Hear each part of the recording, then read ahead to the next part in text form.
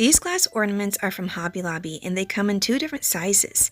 I'll be using the larger of the two for this easy decoupage ornament. And don't worry, around Christmas time there's always a bunch to choose from. The first thing you want to do is pick out the fabric for the front of the ornament and the fabric for the back because you are going to be covering the entire piece. After you've picked out what design you want, create a template, and I always err on the side of making it a little bit larger because you can always trim it down and make it smaller if you need to.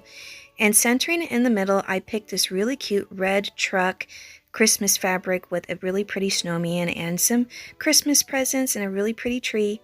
After cutting it out, I also did the same to the back. And this is where you're going to start using the Mod Podge to decoupage the fabric to the front and the back of the ornament. I removed the little hanger at the top, and I'm going to apply a pretty good amount of Mod Podge all across the front, on the sides, on the bottom, and also on that little glass piece that does stick up. And these are true glass, they're not shatterproof, so in case you're worried about that, I do think that having it wrapped in fabric does help give it a little bit of cushion. After putting all the Mod Podge on the ornament, I just gently lay the fabric on top and then smooth it out really easily around the edges. Now there will be some bumps and some wiggles around the edge, but don't worry, all that does get covered up in the end. So if you're looking at it and you think it looks a little bit messy, all that's going to be hidden later on. After smoothing it out really well, the top does not really match that little glass piece that sticks up, so I just do a couple of simple slits and trim it to size so that it does fit. Now, one thing you do not want to do is put Mod Podge on the front. Believe me, I found out the hard way. The first time I made one of these, I thought I had to put some on the front. It makes it super sticky and globby, and it even changes the color of the fabric a little, so do not put it on the front of the fabric at all. After getting the front all fixed, I did also do the same to the back, covering it with Mod Podge, trimming up that little top, and my template was a little bit too large, so I did have to trim it, but again, I like to make mine a little bit bigger because I can always make things smaller. I can't make them bigger.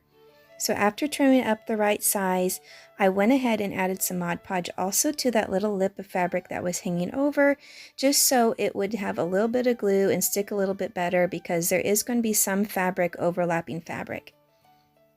After smoothing it down the best that I could, you can definitely see the little wiggles, the little wrinkles. That's going to get covered up. So I'm going to add the little hanger back to it, and it's nice and secure, and this is where I'm going to use my large rope.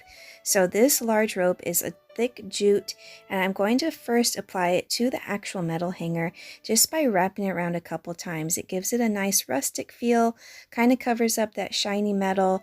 This would be great for a farmhouse look, or if you just love like a cabin themed ornament, or really just any house, but I think it kind of fits those themes really well.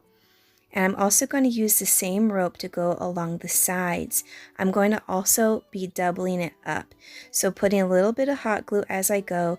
This hides all the weird wrinkles, the wiggles, and really there's very minimal wrinkles showing at the very end, so it does a great job camouflaging all those little bits. And like I said, after I get it all the way around, I just trim it up, and I'm going to be doing this twice. Now, if you're wondering where you can find thick jute like this, I have seen bundles of it sold at the Dollar Tree, but I personally was given this from a friend of mine on a really giant roll. I think I've also seen it at Hobby Lobby in a larger amount, so you can purchase this at craft stores. It is kind of a unique item though. I don't know if there's a lot of places that sell it, but I have seen it at the Dollar Tree for sure. After wrapping the jute around it twice, the very last finishing touch is this really cute bow that happens to match the pattern of the wrapping paper on the presents, and I just did a little jute string to the top, and this is the finished ornament. I think it's really beautiful, and it's a nice large size ornament, so if you're looking for a bigger craft, this might be the one for you. If you enjoy Christmas crafts all year long, don't forget to like, comment, and subscribe. Thanks so much for watching, and I'll see you in the next one.